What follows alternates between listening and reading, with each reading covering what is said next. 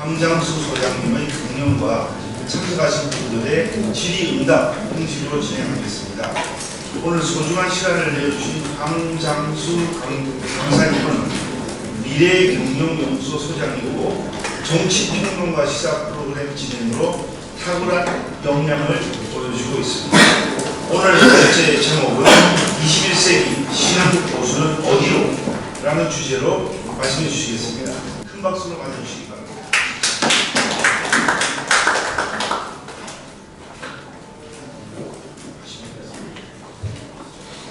예, 오늘 제가 평소 한국당이나 보수에 대한 비판을 많이 해온 사람인데요. 저를 불러서 이렇게 강연을 들어주셔서 감사합니다. 자, 저는 지금 이 보수의 위기라고 이야기합니다. 이 전례 없는 보수의 위기지요. 보수 정당이 지지율이 20%가 되지 못하고 대선에서 보수 정당의 합계가 30%, 오히려 보수 후보들의 합계가 30%밖에 안 되고, 지난 지자체 선거에서도 대구 경북을 빼고 전국에서 전례 없는 참패를 했습니다. 보수의 미래가 없는 것이고 또 문재인 정권이 너무 잘해서 그런 것이고 저는 전혀 그렇게 생각하지 않습니다. 저는 작년 이맘때 기분 나쁜 세상을 어떻게 살아야 되나라는 제 별별 특강 강연했어요. 제가 이렇게 말했습니다.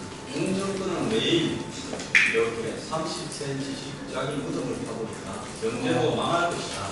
근데 문제는 문정권이 망하는데 문정권의 망한 이익을 반대부를 보수 정당이 누릴 것이냐. 저는 그러지 않을 수도 있다. 그렇게 이야기한 바가 있습니다. 지금 정확하게 문정권은 그렇게 가고 있고요. 앞으로 아마 문정권이 6개월 이후에 어떤 모습을 보일 건가는 저는 예측이 되지 않는다. 우리가 옛날에 공부를 할 때 국어나 사회 이런 것들은 대략 공부가 되지만 과학이나 수학은 대략 공부가 되지 않았습니다. 그건 평소에 공부하지 않으면 대략 공부가 안 된다 이렇게 저는 생각을 하시죠. 그런데 최근에 문정권이 하는 모습을 보면 이미 경제에 대해서는 타격 지지나 소비라서 이 경제를 회생시킬 가능성은 저는 거의 없고 경제를 초래할 가능성이 매우 높다고 보고 있습니다. 그런데 그런 경제 붕괴가 와서 문정권이 무너진다. 그러면 한국당이 자연스럽게 반대국으로 정권을 넘겨받을 것인가? 아니면 또 다른 정치 세력이 나오거나 새 여건이 이렇게 변신을 해서 현 여건의 유사 세력이 또다시 정권을 누릴 것인가? 그 부분은 여러 가지 방향이 있을 수 있다고 보고 있습니다. 그래서 이제 현재의 어떤 정치 부분을 우리가 정확하게 진단을 해야 되는데요. 저는 이제 한국당을 이야기를 할 때 웰빙이다, 투쟁적이지 못하다, 노블해서 의지가 없다, 그 다음에 보수의 가치를 제대로 이렇게 반영하지 못한다 이런 이야기를 하는데 저는 이것은 극히 피상적인 이야기라고 봅니다. 그럼 과연 민주당 의원들을 봤을 때 그들은 완전히 투쟁적이고 그들은 노블해서 의지가 있고 그러냐. 그들도 또한 한국당보다 운동권 출신이 많아서 출신 성수한 조금 더 투쟁적일지 모르지만 저는 50% 100%라고 보고 있습니다. 그런데 왜 그럼 한국당이 지지를 이렇게 못 받고 낮게 받고 있는가라는 부분에서는요. 변화하는 시대적 가치에 대한 근본적인 통찰이나 이해가 좀 필요하다고 저는 보고 있습니다. 세상이 혼란스러울 때는요. 눈앞에 보이는 단기적 이해에 몰입하기보다는 시대적으로 이 이념들이 어떤 것을 요구하고 있는가를 정확하게 좀 볼 필요가 있다고 봅니다. 우리가 흔히 에드먼드 버크라고 18세기 영국에 살았던 이 정치이자 철학자를 보수의 원조라고 이야기하는데 왜 에드먼드 버크가 보수의 원조가 되었는지 그 사람은 이 집권은 1년밖에 못한 여당 의원이었고 그 외에는 대부분의 생을 야당 의원으로 살아는 실패한 정신일 수도 있습니다. 그런데 그가 보수의 원조가 된 이유는 프랑스 혁명을 보면서 이 사람이 그전까지는 생각도 해보지 못한 이런 추상성을 들고 나서 과거와는 완전히 단절을 한 채 그런 추상적인 가치를 가지고 이 피를 끓여오는 프랑스 혁명의 역사의 발전 과정에서 바람직한 것이냐라는 이런 의문을 가지고 그때부터 그야말로 보수의 새로운 가치들을 만들어냈다고 합니다. 그래서 보수의 가치는 원론적으로 본다면 뭘 적극적으로 먼저 하자는 가치가 아니라 그러니까 진보라든지 이 기존의 사회 시스템을 위협하는 어떤 외부의 충격에 대해서 대응하는 그런 노력이다라고 봐야 하는 부분입니다. 그런데 그 노력이 단절지키지 않고 과거, 현재, 미래를 영속적으로 바꿔가면서 긍정적인 방향으로 이렇게 변화시켜가는 거예요. 즉 보수는 지키는 것이 아니라 어떻게 보면 이 현재를 뒤집어 엎으려고 하는 그런 세력에 대해서 지금 우리가 가지고 있는 사회를 과거의 기반을 두고 오늘날 현재의 문제들과 미래의 예측을 하면서 긍정적인 방향으로 만들어가는 것이다. 이런 보수의 가치를 내려놓은 도크가 정립을 했다고 이렇게 생각합니다. 그런데 도크는 그러면 완전 꼴통이 아니죠. 미국의 독립에 대해서도 독립시켜줘야 된다라고 했고 또 본인이 아일랜드인으로서 아일랜드에 대한 영국의 신흥기적 지배에 대해서도 문제를 지적했고 동인도 회사 같은 착취에 대해서도 문제를 지적한 사람이었습니다. 그래서 프랑스 혁명을 빼고 생각을 합니다. 그 버크는 당시로서는 혁명적인 인물이었어요. 계획적인 인물이었습니다. 그런데 프랑스 혁명을 보면서 저런 식으로 단투대에 만 명이나 목이 잘려서 나가는 이런 부분들은 그것은 역사 발전의 긍정적인 모습이 아니고 결국은 또 다른 부정적인 요소를 부른다. 그래서 프랑스 혁명이 나폴레옹 독재를 불러왔고 그 위에 얼마나 많은 혼란들을 불러왔습니다. 자, 그러면 보수의 기본적인 가치라는 것은 한마디로 이데올로기가 아니라 인간과 사회를 바라보는 이 단계적인 마음의 상태다 이렇게 봐야 됩니다. 자, 그런 관점에서 현재 시대를 어떻게 바라보는가가 먼저 진단이 되어야 되는데요. 우리가 살고 있는 현 시대는요, 보수와 진보라고 부르는 모든 이데올로기가 거의 무력화되는 시대에 지금 살고 있습니다. 자, 한번 보십시오. 미국을 한번 보십시오. 지금 중간 선거가 이제 오늘 진행이 되고 있습니다. 미국에서 지난번에 대선 때 보면 민주당은 힐러리 클린턴의 기득권이 없었다 하면 미국 민주당은 샌더스라는 소속 출신의 상원 의원에게 거의 100%였습니다. 공정하게 했다면 저는 샌더스가 됐을 거라고 봅니다.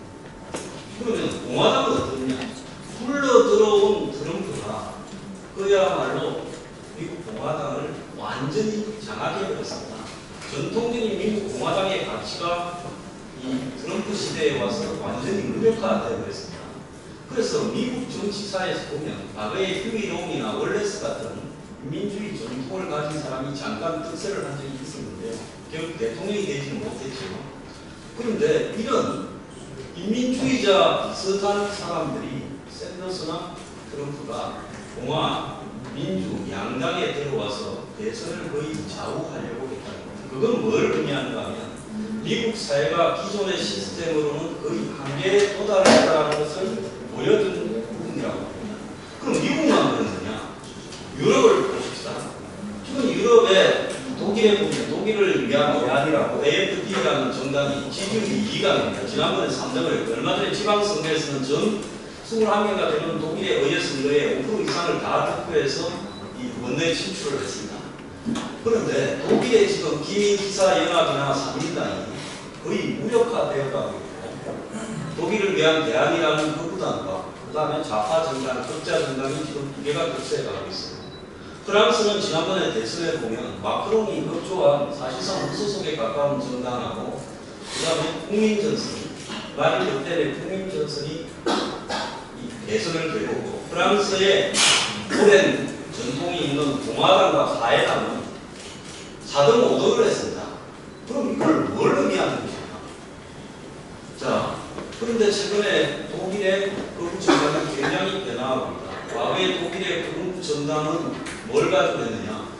이유를 이렇게 탈퇴하고 글로벌을 하자라는 신자유주의적인 입장에 서서 있었는데 최근에 독일의 극우 정당은 그전에는 이제 난민 문제, 이민 문제에 대해서 주로 문제를 제기하는데 요 근래에는 불평등 해소에 대한 입장으로 마치 진보 정당처럼 독일의 극우 정당이 입장을 바꾸었다고 이야기를 하고 있습니다. 그런데 이게 독일뿐만 아니라 덴마크, 스웨덴, 노르웨이부터 시작 시작을 해서 유럽의 대부분의 나라에서 이 포퓰리스트들이 유행을 하고 있고 트럼프도 포퓰리스트라고 봐야 됩니다. 그뿐만 아니라 영국의 브렉시트도 이 포퓰리즘의 승행이라고 봐야 되죠. 그래서 기존의 진보 보수의 가치가 변화하는 시대에 맞게 자신들의 가치를 이중시키고 변화하는 부분에 실패를 했습니다. 한마디로 시간 지체 현상이 나타나면서 이 대중들이 포퓰리즘으로 기울어낸 사람들이 미국이나 유럽 같은 정치 선진국에서도 지금 나타나고 있다. 저는 그렇게 보고 있습니다. 자, 그뿐만 아니라 이 브라질에서도 트럼프 대통령이 당선되었고 또 멕시코에서는 그분은 아니지만 좌파 파퓰리스트 대통령이 당선되었습니다. 그것뿐만 아니라 이 러시아의 푸틴, 그 다음에 중국의 시진핑도 기존에 내려오던 그런 가치들을 갖다가 완전히 빨아먹은 게 일종의 이 파퓰리스트라고 볼 수 있죠. 그 다음에 터키 같은 경우에도 아주 극단적인 파퓰리스트 국가로 가고 있고, 심지어 헝가리 같은 동유럽의 새로 민주화된 나라도 지금 오르반이라는 사람이 이 그 파퓰리스트로 가고 있습니다. 그래서 세계가 91년에 공산주의가 망한 이후에 이렇게 이후의 세계를 보면 자유민주주의가 영속될 것이다. 이제 역사는 공산주의와 자유민주주의의 대결이 끝났고 자유민주주의가 이후에 최종의 어떤 사회 체제가 될 거다라고 해서 프란시스 부야마 같은 사람은 역사의 종말이라는 책도 썼습니다. 그런데 과연 그로부터 30년쯤 지난 현재의 상태가 자유민주주의가 전 세계적 대세가 되었느냐? 그렇지 않지요.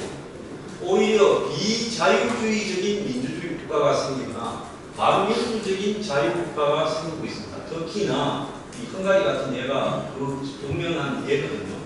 그래서 자유주의하고 민주주의가 같이 가는 게 아니라 이것이 그냥 하나가 서로 따로 가는 형태가 되고 있다는 겁니다.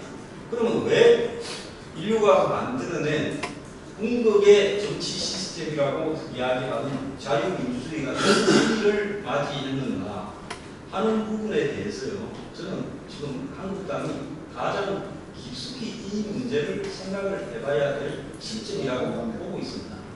현재 민주주의가 어떻게 파괴되는가, 자유민주주의의 위기 같은 그런 책들을 읽어보면 현재 우리가 기성의 자유민주주의 시스템이라는 것이 사회 경제적 변화에 의해서 한계에 도달했다라고 지적하는 입장들이 굉장히 많이 나오고 있습니다. 즉 현재의 자유민주주의가 지금 변화하는 경제 시스템에 의해서 사회적 불만을 가진 대중들을 수용하지 못하면서 계속적으로 자유민주주의 체제의 한계를 갖다가 지금 불러일으키고 있다는 겁니다. 그러니까 대중들은 기존의 자유민주주의에 불만을 가지고 그것을 극복해야 되고 오히려 대중들 앞에 난민 이민 문제로서 대중들을 선동하는 공정과 평등을 갖다가 이야기하는 포퓰리스트들에게 쏠리고 있는데 기존의 중도 보수, 중도 진보, 중도 좌파 이런 것을 주장하는 유럽의 정당들이 기존의 목소리를 변화시키지 못하고 거기에 몰두되어 있다는 거고, 그래서 독일 같은 경우에 보면 기민 기차당과 상인당이 공의 위기에 놓였고 또 프랑스 같은 경우에 보면 공화당과 사회당이 거의 사라져가고 있습니다.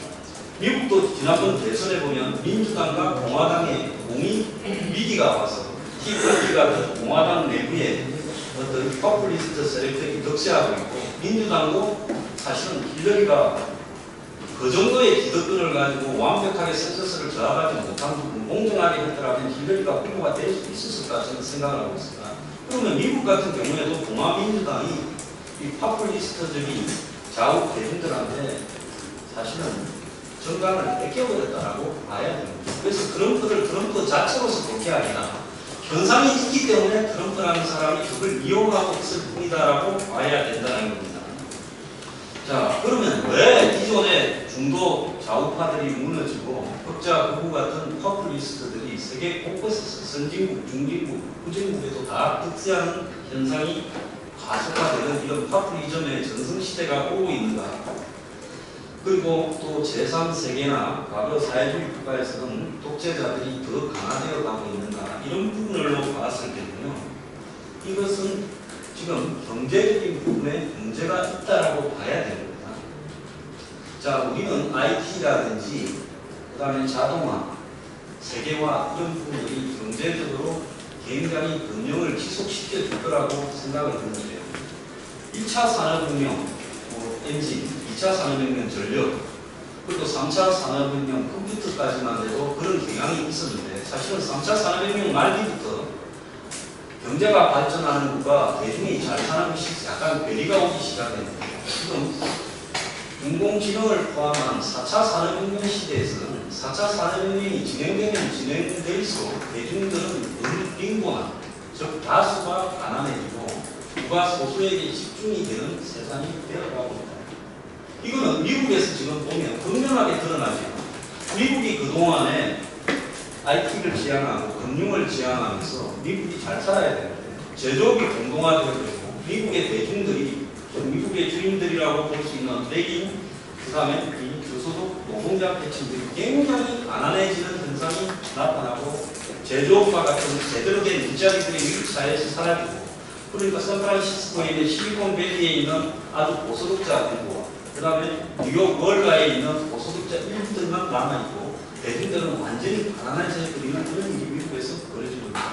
그 부분에 대한 미국의 대중들의 반란이 시작됐다라고 봐야 되는 거거든요. 그러면 유럽 같은 경우는 어떠냐? 유럽에도 마찬가지로 지금 대중들이 가난해지는 현상이 나타나면서 이것이 파퓰리스트들을 선호하는 쪽으로 나타나고 있는 겁니다. 그러면 왜 대중들이 전부 가난해져 가고 있는가? 이거는 과거에 일자리들이 사라져가는 시대, 그리고 부가 소수에게 집중이 되는 시대가 경제가 발달하고 금융이 발달하고 기술이 발달하고 그 다음에 글로벌 신자유주의가 득세할수록 전부 다 이익을 보고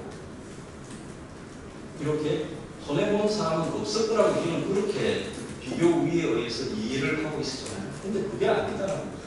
미국부터 당장 대중들이 가난해지는 일들이 나타났다는 거죠. 그래서 지금 세계가 어떻게 돼가고 있습니까? 영국이 브렉시트에서 탈퇴한 것은 신자유주의에 대한 반대고요. 그 다음에 EU처럼 해서 국경을 넘어서 자본이나 상품이나 노동이 이동하는 부분에 대한 영국의 서민들의 반란이 일어난 거죠. 영국의 지식인들이나 부자들이나 교육을 많이 받은 사람은 이유가 좋은데 영국의 저소득층이나 가난한 대중들은 그게 싫은 겁니다. 마찬가지로 미국의 대중들은 일자리가 다 사라져버리고 해외로 나가버린 이런 미국의 상태가 싫은 거예요. IT하는 사람이나 금융가는 좋겠지만. 그러니까 신자유주의가 자유민주주의의 최종적인 완성 형태라고 우리가 흔히 보수하는 사람들은 그렇게 생각하고 있습니다. 그것 자체가 지금 위기 시대에 도달해버렸다라고 저는 그렇게 보고 있습니다. 자, 이런 상황에서 지금 트럼프는 뭘 하고 있습니까? 보호무역을 갖다가 지향하고 있죠.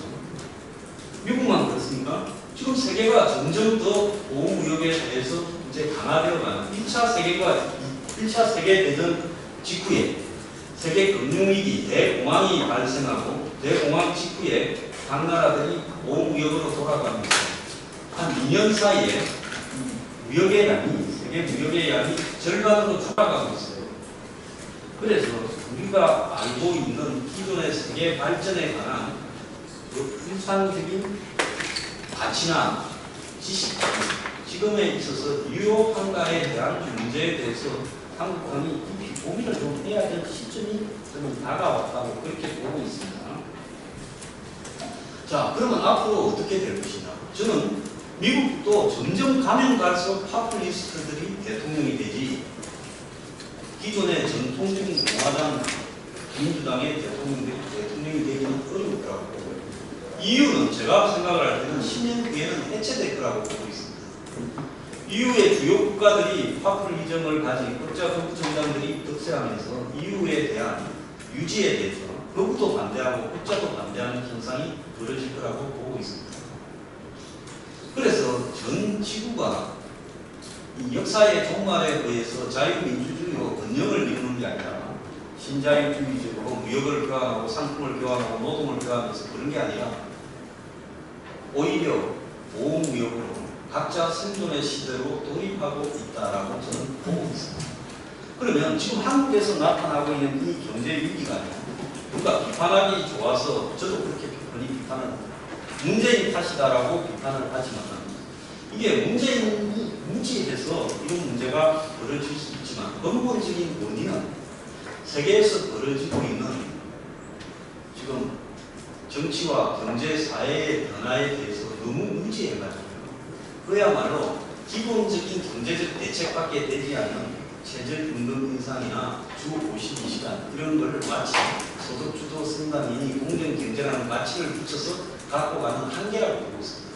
지금 한국 경제는 제가 봤을 때 가면 갈수록 점점 더 어려워지면서 머지않아서 IMF와 같은 위기를 맞이할 수밖에 없습니다. 지금 그걸 막기 위해서 대통령이 경제 위기의 실체를 국민 앞에 인정을 하고 그 다음에 자신이 이 경제에 손을 떼겠다. 그리고 야당과 협력해서 어쨌든 이 부분을 방어할 수 있는 세대의 기술자를 동원해서 정치권이 힘을 모으자 해도 어려울 건데 지금 자신의 경제 방향에 대한 아직을 전혀 뻗지 않고 있습니다. 그래서 문정권은 제가 볼 때 1년 정도 지나면 거의 정권으로서 유지될 수 있는 능력을 상실하더라고 보고 있습니다.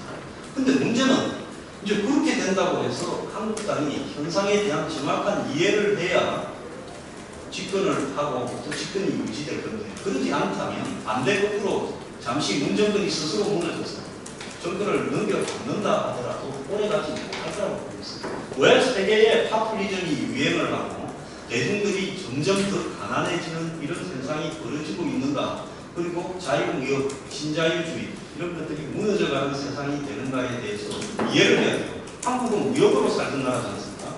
근데 신자유주의나 자유무역이 지금 이 중간에 무역전쟁이라는 걸 몇 년 전의 시각으로 한번 바라보십시오. 이게 이해가 되는 일입니다. 그래서 지금 우리가 알고 있는 이런 세상이 머지않아서 다 무너져 버릴 수도 있다는 것에 대한 근본적인 이해를 하지 못한다면요.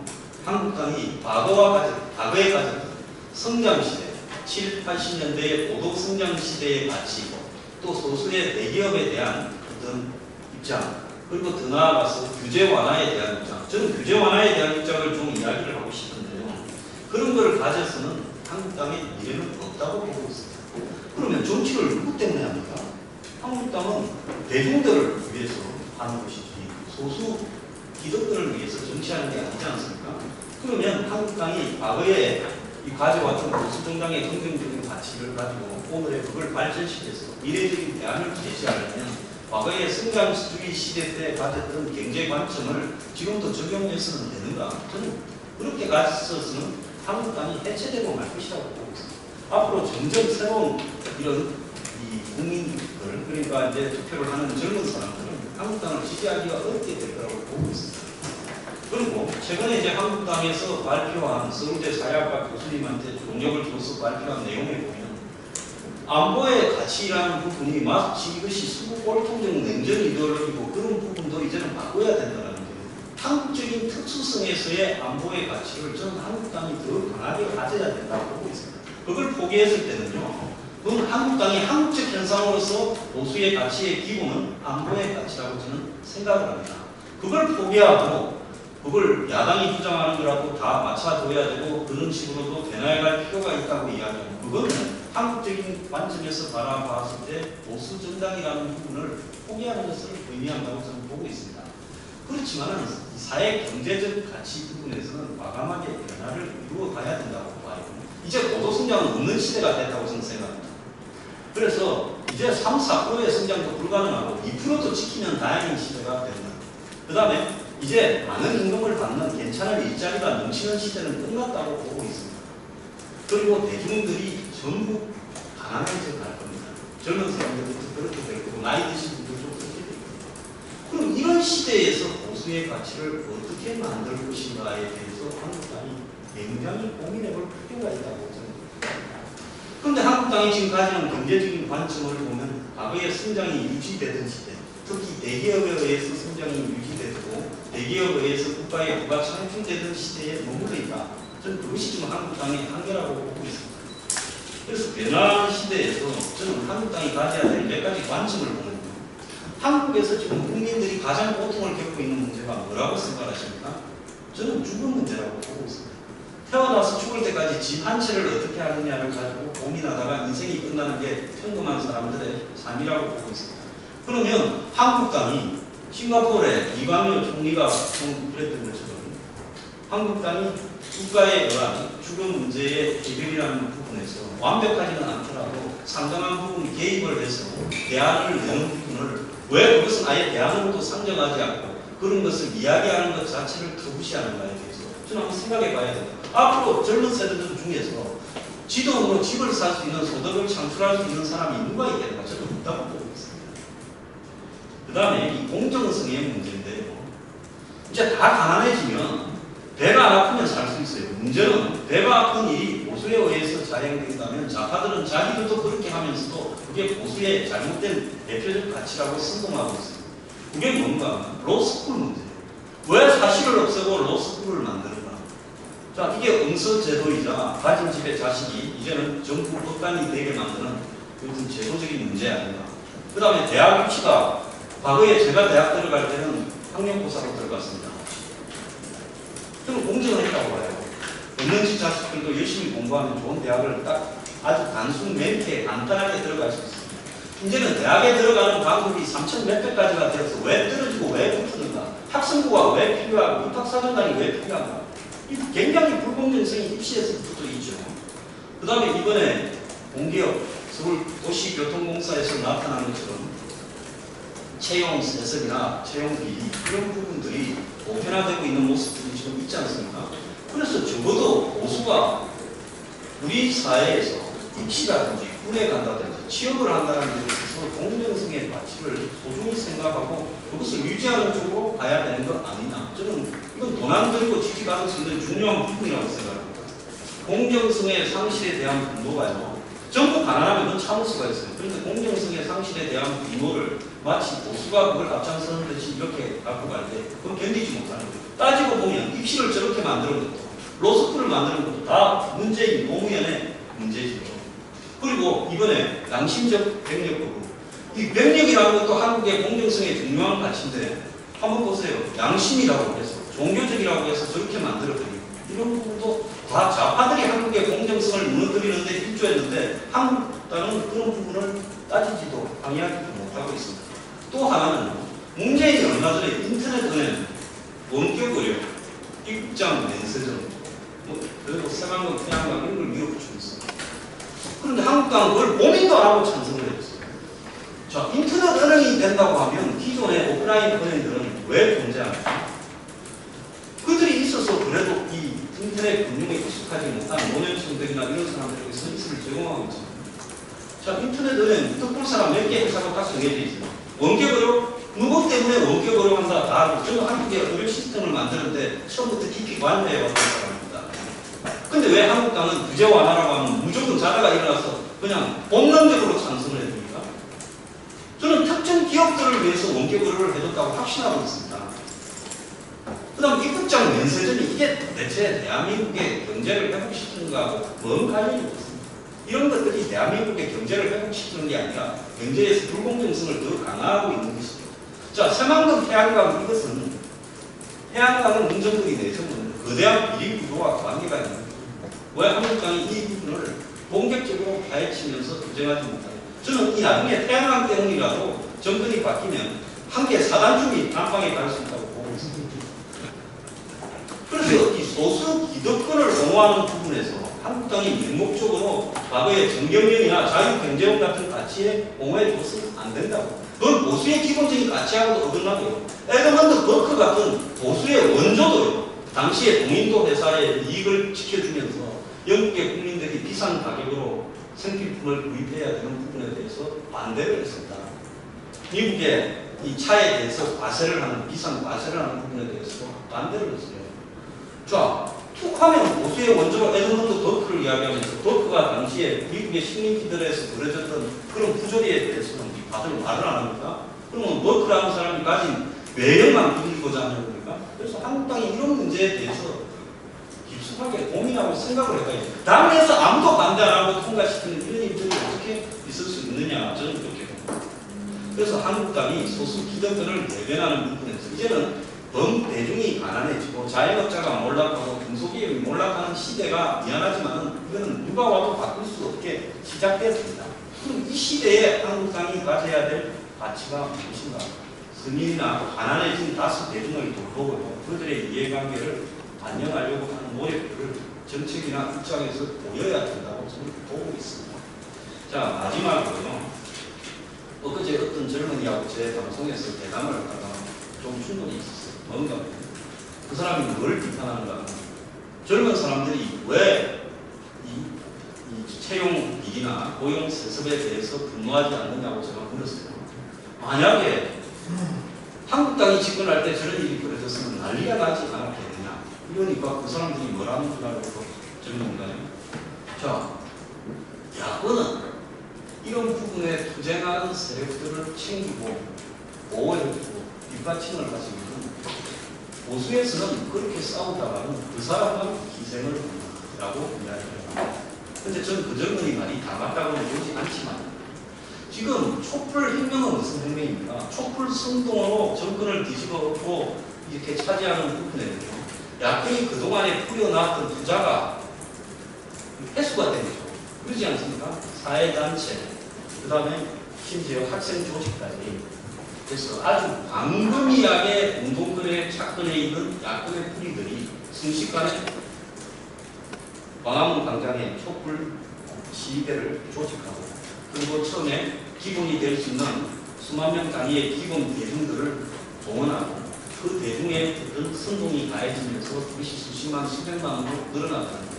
그런데 한국당은 지금 여기 계신 한국당 의원님이나 당협위원장님을 빼고 난 다음에 한국당이 동원할 수 있는 대중이 얼마나 과연 한국당이 지금 문재인이 친북 세력에게 나라를 팔아먹으려고 한다는 이런 부분에 대해서 전국 대중들을 모아서 지구당 단위별로 집회를 하면서 이것을 촛불 시위로 동원해낼 능력이 있는 없다고.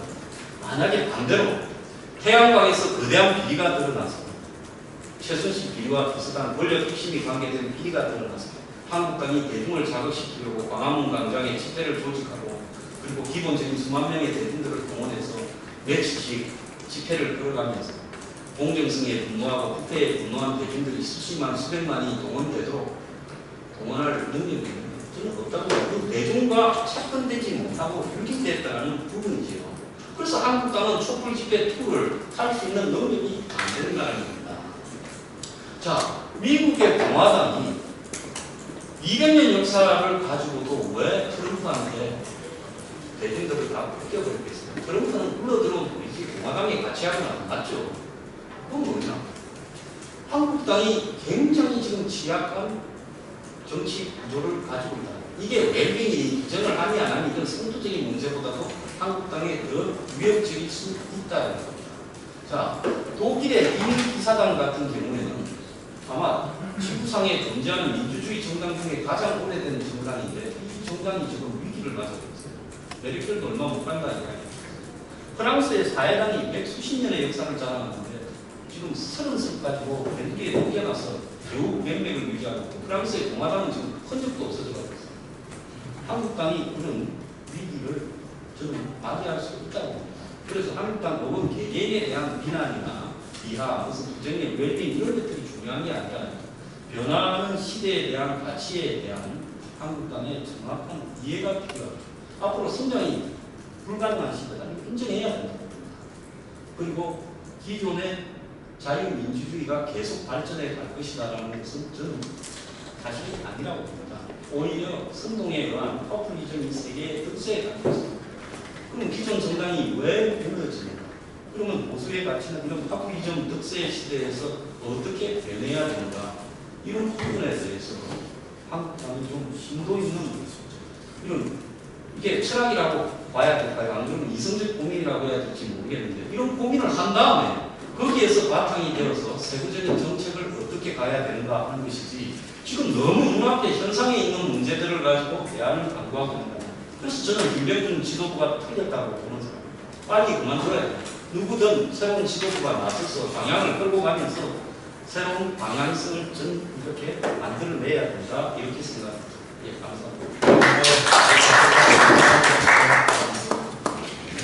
예, 황장수 소장님께서 여러 가지 말씀을 많이 해주셨는데 사회가 발전한다고 해서 대중이 잘 사는 게 아니고 오히려 가난해질 수 있고 또 변화하는 사회의 가치에 대해서 한국당이 대비를 못하고 있는 것이 가장 큰 문제이고, 이러한 변화하는 시대에 변화하는 가치에 대해서 한국당이 이해를 하고 그에 대한 대비를 하는 것이 필요하다, 이런 취지의 말씀을 주셨는데, 여러 가지 말씀을 다양하게 해주셔서 이해를 못하는 점도 있겠습니다만, 어쨌든 최근에 들은 강의 중에는 제일 잘 말씀해 주신 것 같습니다.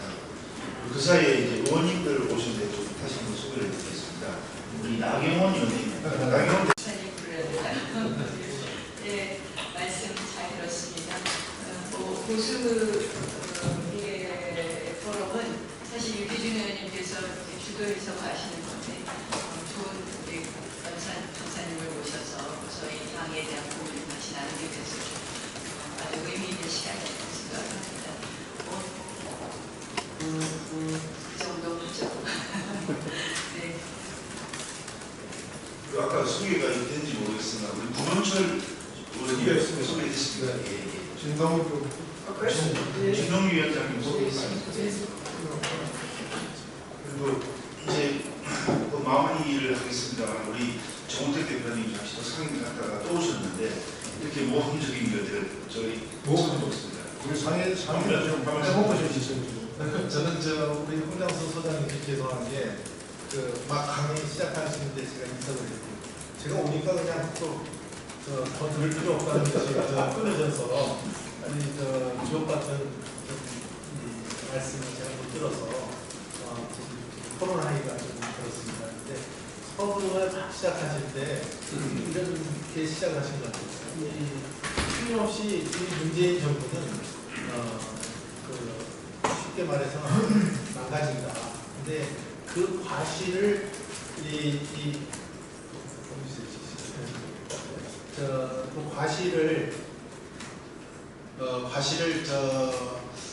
우리 자유한국당이 잘 과실을 따먹어야 되는데, 그 과실을 과연 따먹을 수 있을지, 어디로 갈지 불확실하다, 이렇게 서두 시작하시는 것만 듣고 제가 이석을 했습니다. 그래서 그 말씀이 저는 서두의 첫 발언이지만 저는 대단히 중요하다고 생각합니다. 저도 제가 생각하기에 저는 다음 총선에서 승리할 수 있다고 저는 보고 있는 사람입니다. 다만 이제 그것을 하는 준비로서 우리가 어떻게 우리 당이 준비해 나가야 될 건지, 이것이 굉장히 중요한 것 같아요. 그래서 지금 우리 소장님이 또 언급하셨으리라 이렇게 믿는데, 그 과실을 우리 자유한국당이 가져오기 위해서 우리 당이 지금 또 어떠한 노력을 해야 될지 이미 강의하셨을 것 같은데 제가 못 들었으니까 한번 강조해 주실 사항이 있으시면 한번 더 말씀해 주셨으면 좋겠습니다. 예, 부분에 말씀드리면요. 저는 문재인 정권이 경제 위기에 대해서 대응을 못하게 되면 어느 시점에서 지금 문재인 정권의 앞에 서 있는 사람들이 뒤로 빠지고, 이제 이 중간적인 입장을 가진 사람들을 이렇게 다음 대선을 대비할까고 보고 있습니다. 지금 한국당이 과거에 촛불 시위를 주도한 야권 정도의 조직력을 가지고 있다면 문재인 정권이 저는 임기를 못 마칠 거라고 보고 있는데요. 그런데 한국당이 그를 넘겨서 미안하지만 저는 안 된다고 보고 있고, 대중들이 자발적으로 거리를 넘쳐나서 그런 일이 발생하면 모를까, 한국당이 과연 현재의 수준으로 문정권을 끌어들일 수 있겠느냐, 어렵다고 보고 있습니다. 그러면 문정권이 뒤로 숨고 그 자리를 중도적인 성격을 가진 사람을 앞을 내세워서 한국당과 이렇게 대결을 만들 때 한국당이 그를 꺾을 수 있겠는가라는 부분은 저는 한국당이 극복해야 될 별개의 문제라고 저는 보고 있습니다. 그래서 문재인 정권이 망하는 것이 한국당의 반승리로 이렇게 폭박을 연결되기는 현재로서는 쉽지 않다, 저는 그런 부분이 있습니다. 그런데 그래서 우리 당이 어떻게 하면 찾아올 수 있다, 이 얘기를 말씀드렸고, 그 이야기는 제가 말씀을 드렸는데 중간에 안 계시더라고요. 저는 그 중에서 가장 중요한 핵심은요, 세상의 변화와 대중의 변화에 대한 이해를 하는 것이 핵심이라고 보고 있습니다. 그래서 이제 대중은 전 세계적인 추세와 더불어서 성장은 멈춘 시대가 될 거고 더 가난해질 겁니다. 나이 드는 도 가난해지고 젊은 세대도 가난해질 겁니다. 그럼 대중이 가난해지는 있었던 시대에서 보수가 보수의 가치를 어떻게 맞추어 갈 것인가. 과거처럼 성장 중심에 놓고 대기업 중심에 놓고 그래서 잘 나가는 몇 사람이 한국을 먹여 살린다는 이런 어떤 가치를 가지고 과연 한국당이 집권할 수 있을까 좀 어렵다고 봅니다. 그래서 범대중이 빈곤화되는 시대에서 한국당이 어떻게 대중들에게 보수의 가치를 유지하면서 나아갈 것인가 그 고민을 핵심적으로 해야 됩니다. 저는 그 말씀 중에 이제 저희가 정말로 이제 처음 듣고 참 쉽게 들을 수 없는 이야기인 것이 그것이 유럽이고 미국이고 우리고 할 것이 왜 이렇게 자꾸 포커싱에 빠지는가. 그리고 이제 대중의 가난한 시대에 대한 대책으로서 그렇게 된다고 하는데 아까 말씀 중에 우리도 계속 이제 미국도 앞으로 계속 포퓰리스트가 나타날 것이다. 그러면서 이제 그 조금 이제 공정성이 우리 가치 정책으로 하고 있었는데 우리도 그러면은 포퓰리즘에 편성해야 됩니까? 그대로 같이 지금 나라의 기분은 거기서 내리든지 말든지 베푼다 크고 푼다 크고 준다 크고 이렇게 해야 됩니다. 그래서 이제 그런 문제를 어떻게 생각하세요? 포퓰리즘과 정상적인 정치의 차이가 무엇이냐라는 걸 우리가 좀 봐야 돼요. 지금 한국당이 이렇게 하고 있는 부분에서 포퓰리즘은 없느냐? 있죠. 한국당이 하고 있는 부분도 포퓰리즘이 상당히 있습니다. 그런데 제가 봤을 때 그럼 언제 포퓰리즘이 정상적인 정치로 돌아오느냐? 정치 사회적인 합의가 아마 시대에 맞추어서 맞춰갈 때 포퓰리즘이 아니고 정상적인 정치로 복귀하거든요. 저는 전 세계가 앞으로 한 30년 포퓰리즘의 투살력이라고 보고 있습니다. 그래서 이유도 저는 해체된다고 보고 있고요. 그 다음에 미국도 점점 포퓰리즘 국가가 되어간다고 보고 이제 포퓰리즘의 전성시대가 왔습니다. 그러면 여기서 중요한 것은 포퓰리즘을 하자라는 부분이 아니라 포퓰리즘이 왜 성행하는가를 갖다가 이렇게 바라보면서 성장이 멈추어진 시대가 있다. 그거는 기술의 발달에, 문명의 발달에 따른 필연적인 부분이라고 봅니다. 그럼 성장이 멈추어진, 우리가 SF 영화에서 보면 왜 그 영화에서는 소수가 부자고 다수 대중은 전부 가난하게 사는 그런 사실적인 사회가 그게 그냥 우연히 그렇게 나온 게 아니라 인류의 미래에 대한 일종의 성찰일 수 있다고 보거든요. 그러면 이런 부분에서 포퓰리즘과 대중성을 절묘하게 이렇게 규합을 해서 거기에서 답을 찾아내야 된다는 거죠. 이제는 포퓰리즘이라는 자체를 부정적으로 바라보면서 그걸 갖다 도시에서는 좀 곤란하다. 포퓰리즘이 가지고 있는 긍정성을 보수의 기본 가치와 접목시켜서 갖고 가야 된다. 저는 그렇게 생각합니다. 예, 이종민 예, 오늘 소장님 말씀 잘 들었습니다. 말씀 중에 아까 이 안보의 가치에 대해서 말씀하시면서 지난번 우리 당에서 특강 내용에 대해서 말씀하시는데 안보의 가치는 분명히 지켜야 될 것이다. 지켜야 될 가치가 충분히 있는 것이다. 이렇게 말씀하시고 또 뭐 당이나 또 다른 분들도 대부분 그런 말씀들을 하시는데 근데 최근 뭐 금년 들어서 그렇고 최근 들어서 경제가 없으리다 보니까 경제가 더 중요하다 보니까 지금 바로 경제 매물에서 그쪽 얘기만 해요. 오늘도 뭐 아침부터 계속 얘기했지만 경제 쪽 얘기는 많이 하는데 안보는 분명히 지켜야 될 가치지만 안보에 대해서 얘기하시는 분들이 별로 없습니다. 오늘 소장님께서도 저는 안보에 대해서 조금 더 구체적인 얘기를 좀 하시려나 했는데 오늘 소장님께서 말씀 안 하시고 그렇지만 우리 지금 우리 한반도 그렇게 하면 지금 그 안보 환경은 굉장히 힘들고 어려운 그리고 굉장히 중요한 시점에 와 있는데 여기에 대해서 그렇게 말하는 만큼 그렇게 몸으로 이렇게 와닿게 하지 않는 것 같습니다. 그 부분에 대해서. 저는 안보에 대해서 조금 작게 이야기하거든요. 제가 그 주안점을 그렇게 경시해서가 아니라 사실은 그 이야기는 많은 분들이 하기 때문에 우리 한국당에서 많은 분들이 안 한 이야기를 하고자 그 부분을 좀 작게 이야기했는데요. 처칠이 1차 대전에서 해군 장관을 맡았다가 오스플러스 해협에 상륙을 했다가 전멸하다시피 해서 졌습니다. 그래서 처칠이 영국에서는 거의 무능한 사람이 되죠. 그 다음에 또 금융위기가 대공황이 올 때쯤에 재무장관을 맡았다가 또 망해버렸습니다. 그래서 처칠은 영국에서 거의 한물간 정치인이었는데 히틀러가 파시즘 극성을 부를 때 챔벌린 정부나 그런 내각들은 타협을 하려고 그러죠. 또 프랑스에서도 그렇게 갔습니다. 근데 처칠이 지금으로 생각하자면 영국의 안보를 끝까지 주장하면서 인기가 없었지만 사실은 이 챔벌린 수상이 처칠한테 맡긴 것도 영화에도 나오지만 너 한번 맡아서 당해봐라고 떠넘긴 거죠. 그래서 처칠로 하여금 이탈리아 무솔리니의 존재하고 히틀러하고 타협하는 그런 손에 손을 묻히기 싫은 일을 시키려고 맡겼는데 처칠이 원론적으로 이 투쟁으로 가면서 결국 대중들도 가세하면서 2차 대전을 이긴 영웅이 됐죠. 그렇지만 또 처칠은 또 대중들이 변덕이 심해서 또 몰아내버리지 않습니까? 그래서 여기에서 한국 당이 지금 이 문제가 인기가 없는 것 같아요. 저는 냉정하고 객관적인 조사를 한다면 국민의 여론조사 공정했습니다 조사인데 보면 안보 문제에 대해서 정권이 잘못한 바가 없더라고요. 그래서 지금도 저는 국민들이 적어도 60%는 그런 부분에 대한 시각을 가지고 있다고 봅니다. 그래서 이 부분은 인기 없고의 문제가 아니라 한국 당이 끝까지 지켜야 될 가치죠. 그런데 경제 문제가 무너지면 이제는 안보 문제에 대한 비난은 이렇게 같이 보너스로 같이 오릅니다. 그러면서 북한에 퍼주다가 경제도 망했다고 이렇게 비판할 거예요. 대중들은 항상 좀 그렇게 시각이 좀 그렇게 시류에 따라가는 특성이 있죠. 그렇기 때문에 경제만 무너지면 안보도 같이 욕을 할 거기 때문에 한국 당이 지금 좀 어렵더라도 안보에 대한 가치를 굳건하게 지켜야지 이 부분에 대해서 조금이라도 보태서는 안 된다고 생각합니다. 제가 또 하나 질문 좀 해서 그러면 저 전문가 오시기를 하나 여쭤볼게요.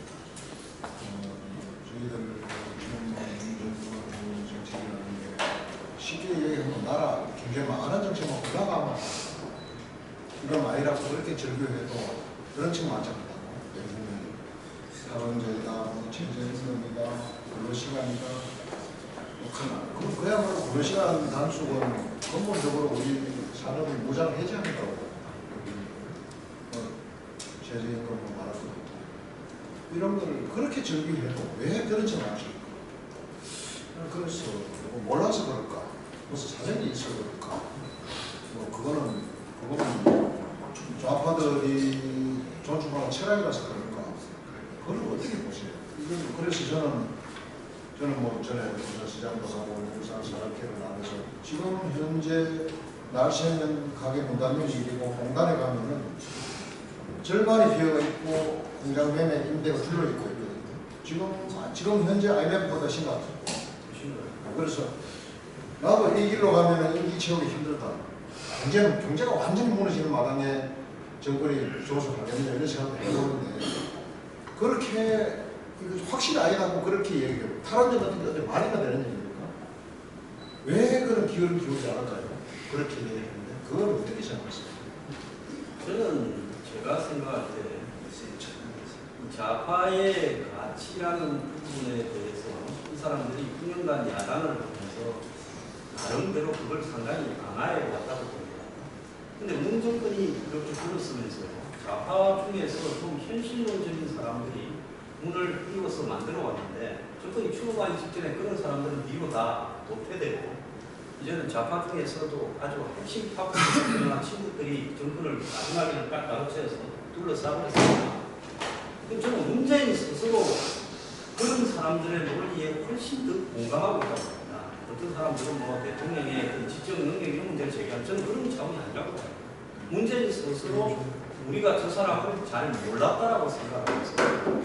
굉장히 숨어있던 삶의 과정을 통해서 콤플렉스나 여러 가지 또 본인의 출신 배경이나 이런 것들을 통해서 차근차근 좌파적 가치를 쌓아온 사람이에요. 그런데 그걸 갖다가 밖으로 드러내지는 못하다가 본인한테 권력이 집중되니까 그것이 체화되더라고요. 그래서 문재인이 임종석을 데려와서 그에게 권한을 준 부분이라고 봅니다. 그럼 임종석을 누가 추천했냐? 은이 알만하잖아요. 원탁이 맨발한 사람들 추천했냐. 그리고 문 주변에서 좀 현실론적인 양정철이나 우리가 옛날에 그 사람을 욕을 많이 했지만 지금 보면 현실론적인 사람이에요. 이호철이나 이런 사람들은 뒤로 다 도태되어야 된다고 보고 있습니다. 그래서 임종석이 그다음 이낙연을 데리다가 그냥 호소하기로 앉혀놓고 지금 이걸 끌고 가고 있다 이렇게 보고 있는데 거기에 대한 모든 힘을 문재인이 다 실어주고 있다. 그러면 그런 입장에서 봤을 때 경제적 가치는 어떻게 바라보고 사회적 가치는 어떻게 보고 김수영이나 강화선의의 수준이 국민이 바라는 그런 좌파적 가치를 딱 맞추는 부분이라고 책상에 그걸 옳다고 믿는 네, 옳다고 믿고 확신을 하고 있다고 봐요. 그래서 지금도 이것이 시간이 지나면 좋아질 거라고 저는 진짜로 그렇게 믿고 있다고 봅니다. 거짓말을 하는 게 아니라. 그래서 이제 이렇게 가면 확신이 나갈 겁니다. 제가 만약에 문재인이라면 야당 보고 경제 참모들을 다 피시키고 야당 보고 추천을 하라고 해서 책임을 쏟아드리겠어요. 그리고 본인이 잘못했다고 담화를 하리라고 지금 안 그러지 않습니까? 완전히 망할 때까지 이렇게 밀어붙이죠. 그래서 이 정권이 나중에 무너질 때는 수습이나 하고 무너지겠는가라고 저는 생각을 하는데 그런데도 하나 가치는 좌파들의 인지응등 대응 능력이 뛰어나기 때문에 아마 자신이 비로 빠지고 다른 물을 넣으면서 정권을 유지하면서 재창출하려고 시도할 것 같아요. 더 이상 이제 질의하실 의원님들이나 의원님들 안 계시죠? 이제 마무리를 하겠습니다. 황장수 소장님, 긴 시간 동안 발전 도와주시고 질의에도 응답해 주시고 감사합니다. 이상으로 우리 보수의 미래 포럼 세미나를 마치도록 하겠습니다. 네, 마지막 말씀 드리겠습니다.